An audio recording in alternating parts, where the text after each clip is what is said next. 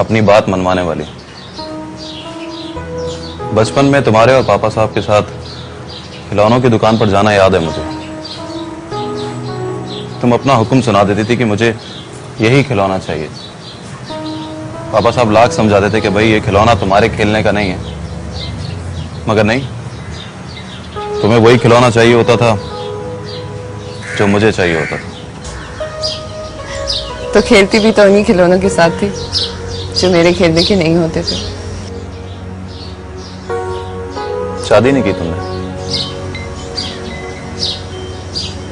नहीं, तुमने भी तो अभी तक शादी नहीं की। कोई ऐसा मिला ही नहीं जिससे शादी की बात हो सके। ऐसा भी तो हो सकता है कि कोई तुमसे शादी करना चाहती हो, उससे भी तो बात की जा सकती है। नहीं, ऐसा कोई नहीं है,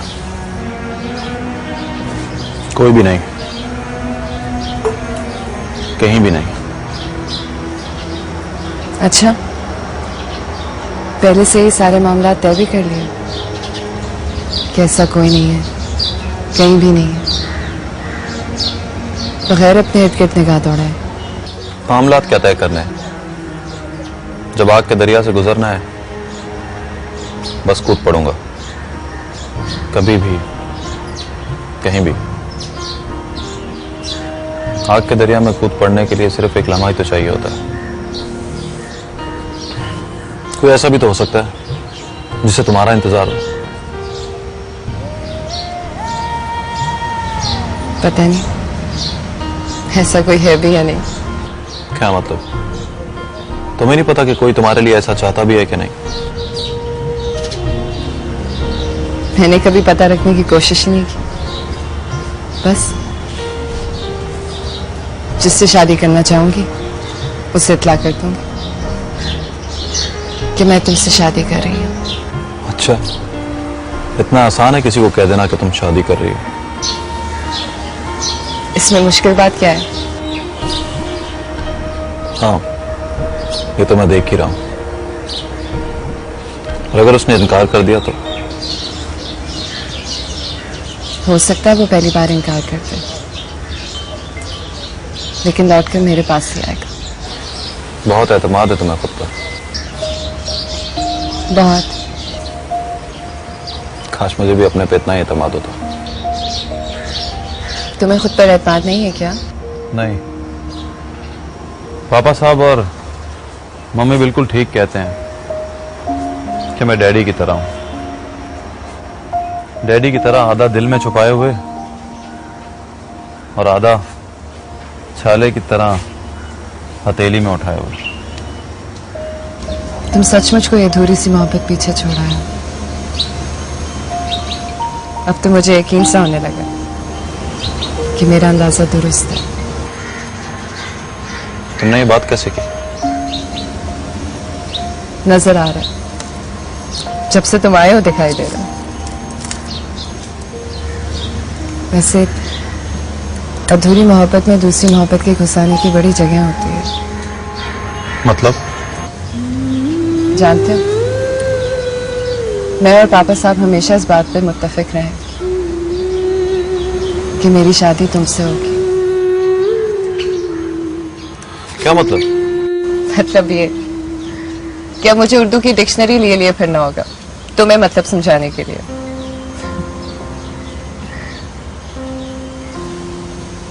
क्या सोच रहे हो? यही कि तुमने और पापा साहब ने ऐसा कैसे सोच लिया? तुम लड़के भी बड़े अजीब होते हो।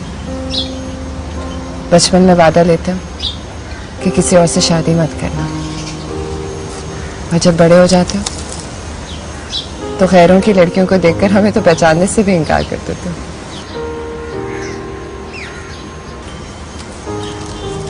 कुछ याद आया?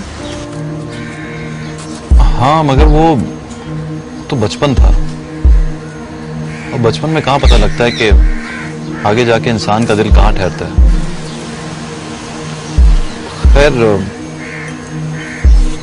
अगर मैंने कोई वादा लिया भी होगा तुमसे तो उसके लिए मैं माफी चाहता हूँ। कुछ याद तो आ रहा है, लेकिन वो महज बचपन था। मैं इसके लिए बहुत शर्मिंदा हूं, बहुत अफसोस है मुझे। लेकिन अगर तुम्हें भाई वाकई बहुत प्यार करता है, तुम्हें बहुत चाहता है, तो मेरे लिए तुम सिर्फ भाई की मोहब्बत हो और कुछ नहीं। लेकिन मुझे अफसोस नहीं है, और मुझे इस बात से कतई इनकार है कि मैं सिफात भाई की मोहब्बत हूं।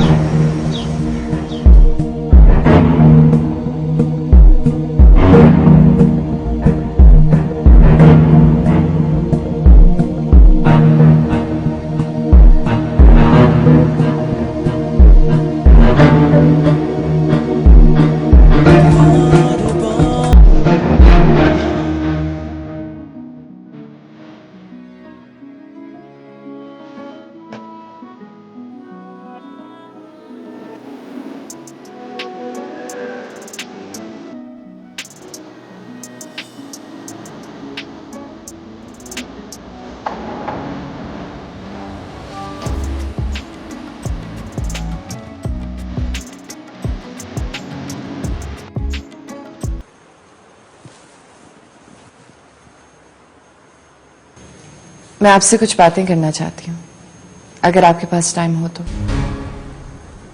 कहो। जो बात मैं कहना चाहती हूँ बगैर सोचे समझे कह दो।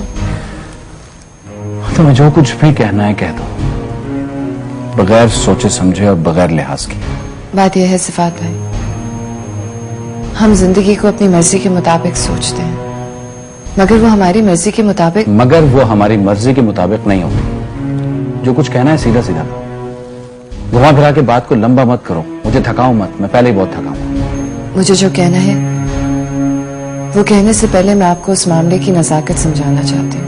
मैं सिर्फ वो मामला सुनना चाहता हूँ जो तुम कहना चाहती हो। क्या आप उस बात को इसी बहादुरी से सह लेंगे जिस बहादुरी से सुनना चाहते हैं? ये मेरा जाती मामला है, तुम बस कह दो।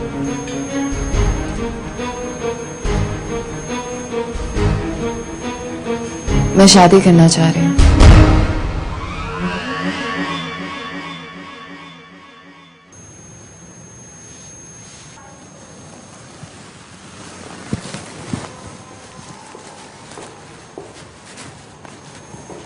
आप पूछेंगे नहीं किससे? मुझे इस बात से कोई दिलचस्पी नहीं है। आपको इस मामले से कोई दिलचस्पी नहीं है, ये अच्छी बात है, लेकिन मैं फिर भी बताना जरूरी समझती हूँ। मैं रेहान से शादी करना चाह रही हूँ।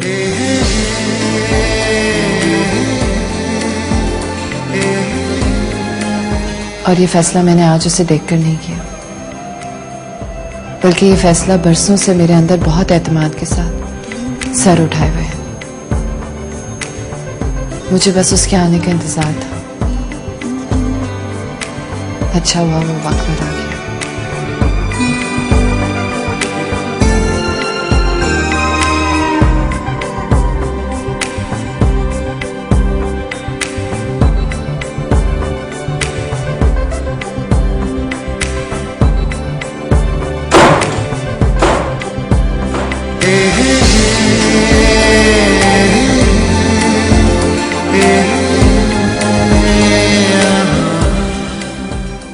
बहुत बड़े पीर हैं पापा साहब।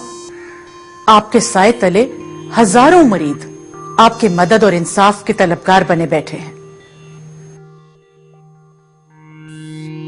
मगर मेरे लिए आपके दस्ते शफकत तले कोई इंसाफ नहीं। कैसे पीर हैं आप पापा साहब, कैसे पीर हैं?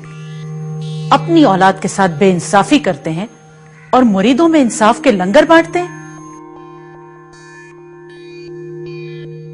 मुझे भी आपके इंसाफ की जरूरत है पापा साहब। आपके मुरीदों से ज्यादा मुझे आपके इंसाफ की जरूरत है, और जब तक मुझे आपसे इंसाफ नहीं मिल जाता, समझिए मैं आपके लिए मर चुकी।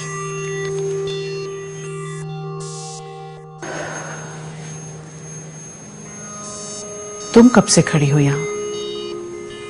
बस अभी अभी, जब आप इंसाफ की बात कर रही थी। मगर इंसाफ बहुत मुश्किल चीज है मलिक आंटी। पापा साहब कहा करते हैं कि जिस इंसान के पास पावर हो उसे इंसाफ से डरना चाहिए, और इस तरह से डरना चाहिए जिस तरह चूटी हाथी से डरा करती है। पापा साहब तो ये भी कहते हैं कि हम साहिब ताकत लोग हैं, हमें तो ऊंची आवाज में इंसाफ इंसाफ पुकारना ही नहीं चाहिए। खुदा ना करे कि हमारा मामला इंसाफ तक आ खड़ा हो। पापा साहब सिर्फ एक पीर हैं, बहुत बड़ी पग वाले पीर। उनके पास हमें देने के लिए भी वही फलसफा है जो अपने मुरीदों को देने के लिए, मगर मैं उन्हें उनकी मुरीदनी की हैसियत से नहीं, उनकी बेटी की हैसियत से यह फैसला सुना चुकी हूं कि परीज़े अगर मेरे बड़े बेटे की नहीं हो सकती तो मेरे छोटे बेटे की भी नहीं हो सकती। पापा साहब को कोई हक नहीं पहुंचता कि वो सिर्फ तुम्हारे कहने पर मेरे दोनों बेटों को एक ऐसी जंग की आग में धकेल दें जिसमें न जाने क्या क्या जल जाए। मैं तुम्हारा जवाब भी सुनना चाहती हूं परीज़े। फैसला तो आपके हाथ में ही है मलिक आंटी, फिर मेरा जवाब सुनने की क्या जरूरत है आपको? आपने फैसला सुना दिया और मैंने सुन भी लिया। तुम्हें अब यहां से जाना होगा परीज़े। तुम्हारे और हमारे हक में यही बेहतर है कि तुम वापस मुल्तान चली जाओ पापा साहब के पास।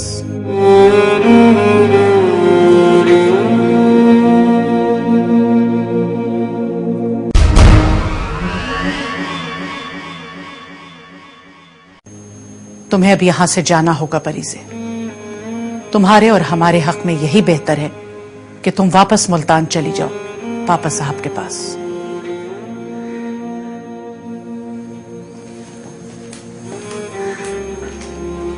ठीक है मलिक आंटी, अगर आप ऐसा चाहती तो मैं चली जाऊंगी।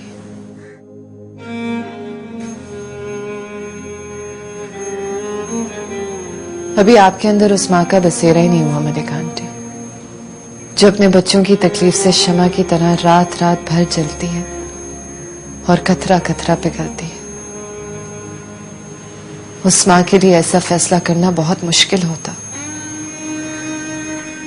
कि उसकी जात का कौन सा कतरा उसके किस बच्चे के लिए है। तुम्हें पापा साहब की तरह मुझे समझाने की जरूरत नहीं है, ना ही पापा साहब बनने की।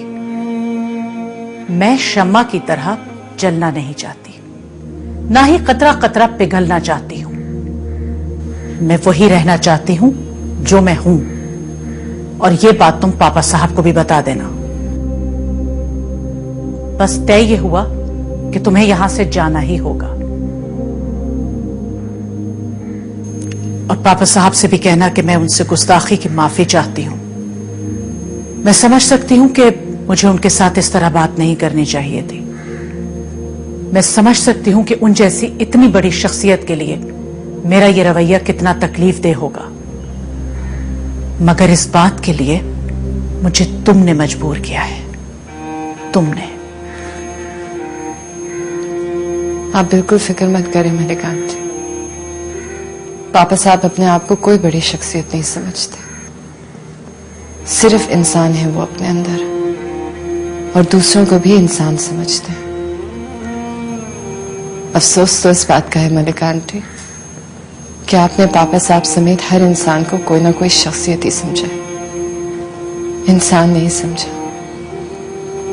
ना ही अपना इंसान होने की लज्जत चखी है आपने। आप आराम से जाके बैठ जाइए मलिक आंटी, परीज़े आज ही जाएगी, ठीक है ना?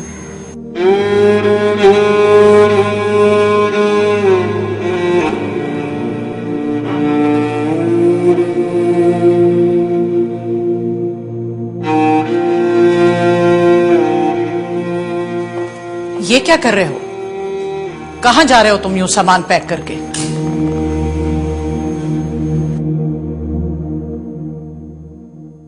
इस तरह क्या देख रहे हो? कहीं जाना है तुम्हें? क्या जरूरत है इस वक्त सामान पैक करने की?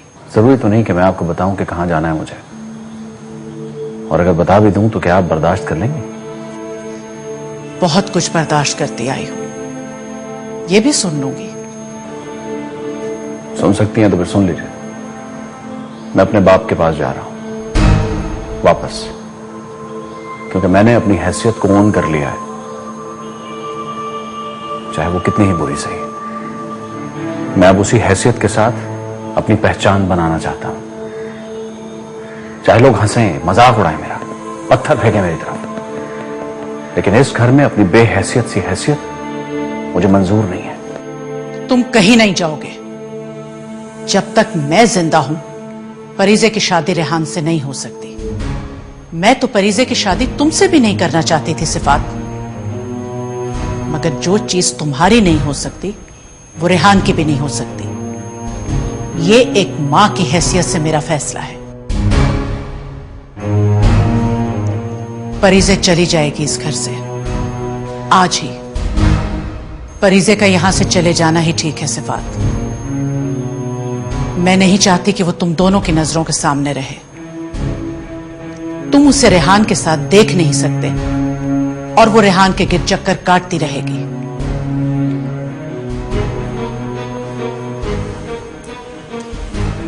तुम कहीं नहीं जाओगे। सुना तुमने? तुम कहीं नहीं जाओगे।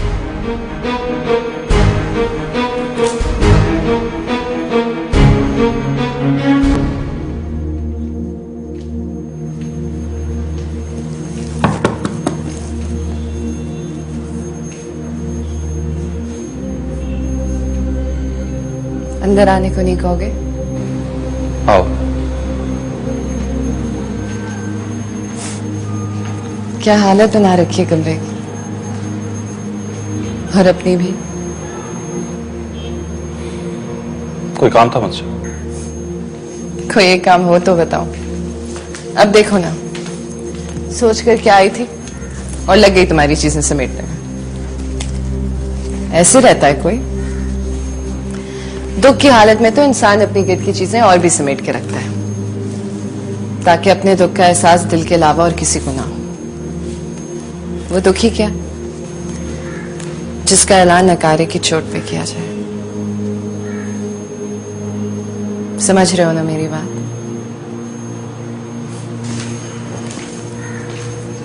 इतना हंगामा ना भी करो तब भी समझ आता है तुम उसकी मोहब्बत में कितना उतरे हुए हो, कितना डूबे हुए। एक बात पूछूं? जिसे तुमने इतना चाहा, जिसने तुम्हें इतना चाहा, उसे बीच राह में छोड़कर क्यों आ गए? नहीं आती ना मोहब्बत करना? मोहब्बत को छीन लेना भी नहीं आता ना तुम्हें?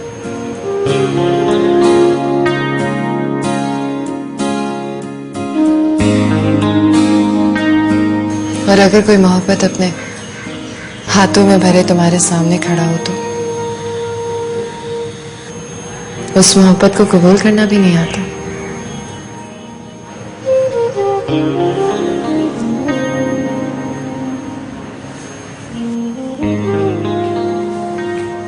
कहीं अपना बहुत बड़ा नुकसान ना कर दो। कहीं ऐसा ना हो कि किसी दिन तुम मोहब्बत ढूंढने निकलो, शहर के एक एक दरवाजे पे दस्तक दो, सदाएं दो, मगर तुम्हें किसी दरवाजे की ओट से मुट्ठी भर मोहब्बत भी अपने दामन में ना मिले। मोहब्बत के गम के साथ पूरी जिंदगी नहीं गुजारी जा सकती रेहान हैदर। जिंदगी गुजारने के लिए मोहब्बत का साथ चाहिए होता है। किसी मोहब्बत करने वाले का कांधा, किसी मोहब्बत करने वाले के हाथ का लम्स, किसी मोहब्बत करने वाले का साया। इतना ज्यादा मोहब्बत को ठुकराओगे तो पछताओगे। मोहब्बत तो वक्त से भी ज्यादा तेज रफ्तार होती है। वक्त तो फिर भी कभी कभी पल दो पल के लिए ठहर जाता है, लेकिन मोहब्बत कम वक्त तो एक लम्हा भी नहीं रुकती। इंसान की रगों तक से दौड़ती हुई गुजरती चली जाती है। जिसने उसकी लपेट में आने के लिए खुद को पेश कर दिया, उसी ने उसे पाल लिया। खुद को पेश करना होता है रेहान हैदर, भिखारी के कशकोर की तरह खुद को पेश करना होता। नहीं कहोगे, कुछ भी नहीं कहोगे।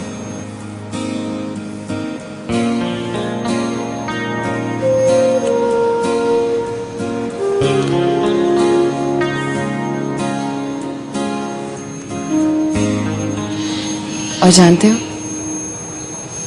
मैं जा रही हूं अभी थोड़ी देर में। जानते हो क्यों?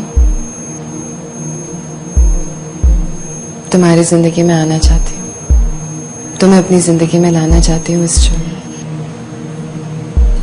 जुर्म? किसने कहा है तुम्हें जाने को? वो ही कहेगा जिससे मुझे यहां से निकालने का इख्तियार होगा। पर मेरे लिए इस बात की कोई अहमियत नहीं है। ये तो जिंदगी की बहुत बहुत मामूली सी बातें होती हैं। असल बात तो यह है जो मैं तुमसे कहने आई हूं। अपना ख्याल रखना, खुद को मोहब्बत से महरूम मत करो। लड़की तो कोई ना कोई तुम्हें मिल ही जाएगी शादी करने के लिए, लेकिन मोहब्बत के बगैर वो महज एक जिस्म होगी।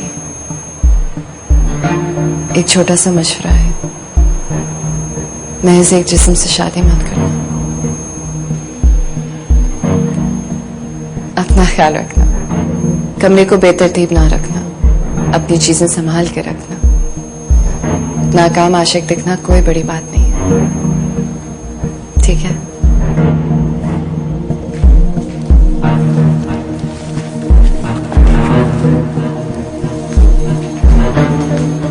चलती हूँ अब। जिंदगी में कभी भी जरूरत महसूस करो तो चले आना। मेरे दरवाजे हमेशा खुले होंगे, घर के भी, दिल के भी।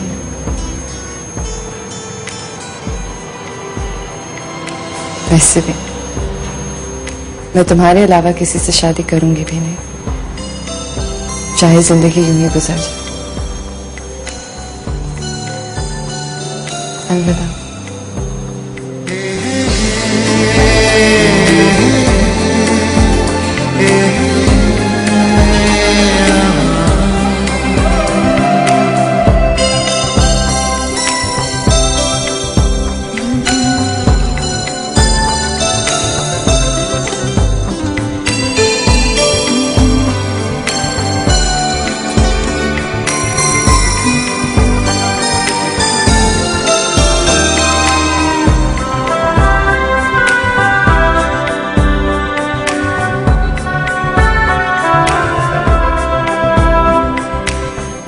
मैं अंदर आ सकती हूँ मलिक आंटी?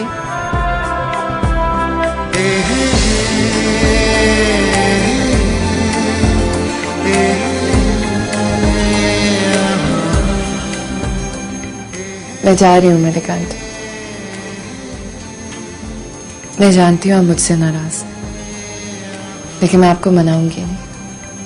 इसलिए नहीं कि मैं आपको मनाना नहीं चाहती, बल्कि इसलिए कि आपने अपने दिल के दरवाजे बंद कर रखे,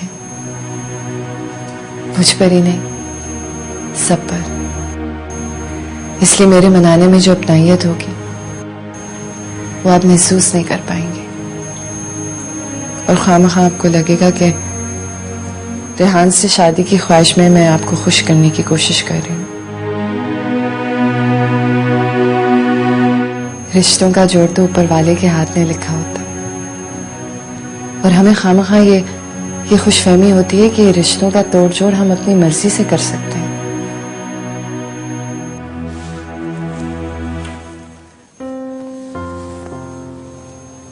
मुझे शायद ये खुशफहमी है कि मैं रेहान के साथ अपनी जिंदगी का रिश्ता जोड़ लूंगी,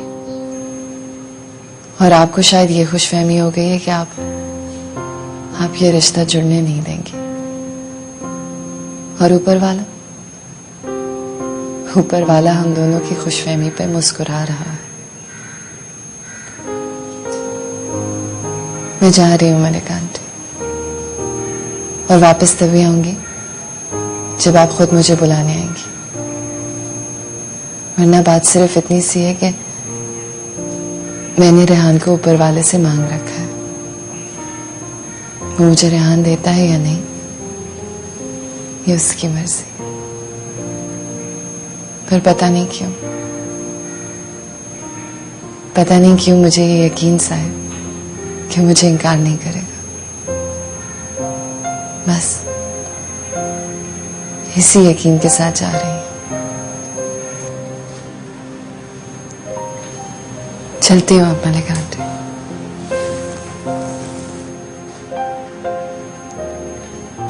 क्या करने जा रही हो तुम मलिका? उसे रोकने? क्या हो गया है तुम्हारे दिल को? और दिल की बातों में आओ भी मत। दिल सिवाय झुकने के और कोई भी काम नहीं करता। तुम क्या झुकना चाहती हो मलिका?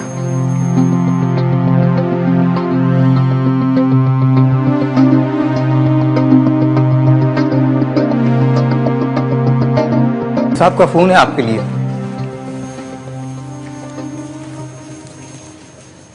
जी पापा साहब,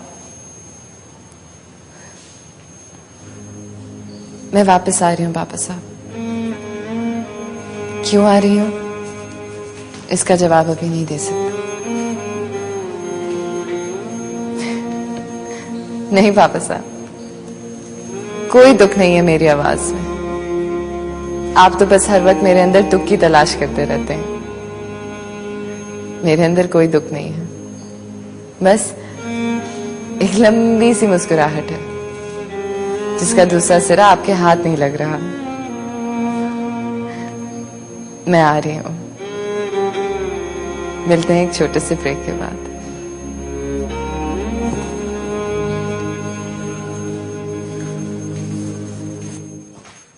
मम्मी, परीजे चली गई क्या? हाँ, अभी अभी गई है। आपने उसे जाने क्यों दिया? रोका क्यों नहीं उसे? ऐसे कैसे चली गई? मुझे कुछ पता है बगैर। उसके जाने में ही हमारी बेहतरी है।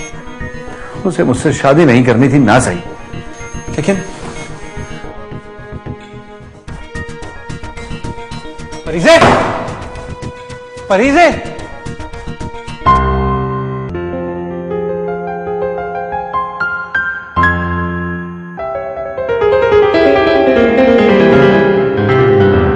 क्यों बजा रहे हो? पहले मेरी शिकस्त का जश्न मना रहे? या ये देखना चाहते हो कि इसकी आवाज सुनकर कैसे तड़पता हूं मैं?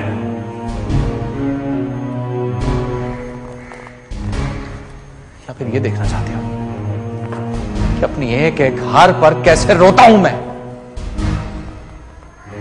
या तुमसे अपनी खुशी बर्दाश्त नहीं हो रही, छुपाई नहीं जा रही? बंद करो इसे, और आज के बाद ये बंद ही रहेगा।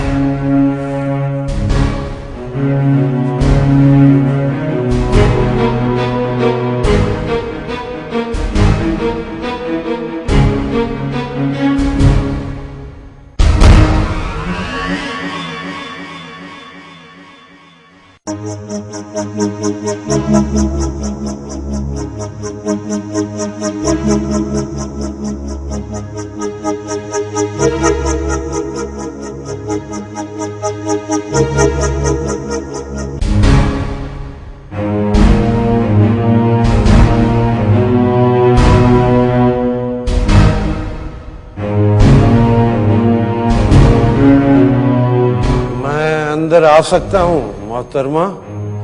फजल, फजल, कहाँ मर गए सब? नौकर को बुलवाने की जरूरत नहीं है मोहतरमा। मैं यहां खुद नहीं आया, बुलवाया गया। मेरा बेटा रहता है ना यहां, सिफात इस्फहानी, उसने खुद मुझे बुलवाया है गाड़ी भिजवा कर, स्पेशली। उसे इत्तला करवा दीजिए कि उसका बाप उससे मिलने आया है। मैं उतनी देर यहीं बैठकर उसका इंतजार कर लेता हूं, लेकिन उससे कहिए कि मेरे पास वक्त नहीं है, जल्दी आए। और भी बहुत सारे काम करने हैं मुझे। जल्दी भिजवाइए। इस फहानी को तुमने बुलाया है यहां?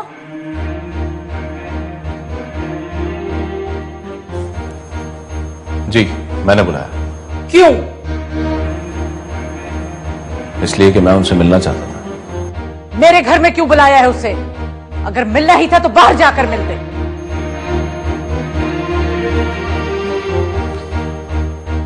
आपका घर, ये घर मेरा नहीं है? मेरा घर है ये, सिर्फ मेरा घर। यहां जो आएगा मेरी मर्जी से आएगा। जिस शख्स को मैं अपने घर के दरवाजे पर बर्दाश्त नहीं कर सकती, उसे कोई हक नहीं कि वो मेरे घर की दहलीज पार करके अंदर आ जाए। और नीचे जाकर देखो, वो 2 कौड़ी का शख्स किस बेगैरती से मेरे घर में आकर बैठा है। जाके उससे पूछो किस बेहयाई से वो मेरे घर में दंदनाता हुआ घुसा है, और किस झटाई से उसने मेरी इंसल्ट करते हुए कहा है कि वो अपने बेटे से मिलने आया है, उसके बुलाने पर आया है। गलत तो नहीं कहा उन्होंने? गलत नहीं कहा। My foot! अभी जाकर उसको यहां से निकालो। मैं सिर्फ तुम्हारी वजह से चुप रही, सिर्फ इस वजह से कि वो, क्योंकि वो मेरा बाप है। तुम उससे अभी जाकर कहो कि वो यहां से फौरन चला जाए। मैं अपने घर की एक भी दीवार पर उसका साया तक बर्दाश्त नहीं कर सकती। और अगर मुझे उनसे मिलना हो तो मेरे घर से बाहर जाकर मिलो।